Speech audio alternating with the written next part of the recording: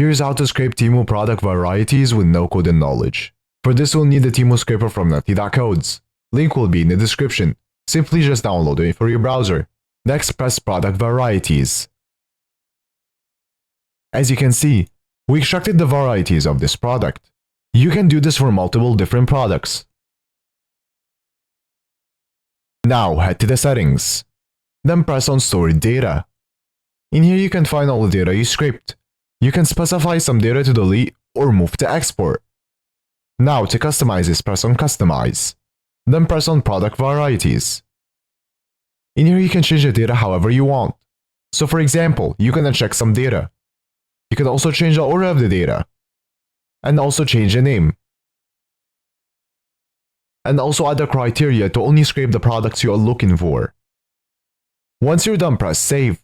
You can also find more features in the add-ons section. Now to export this, press add to export list. Then press export. You can export it in many different ways. I'll export as HTML. After exporting, here's all the data we extracted.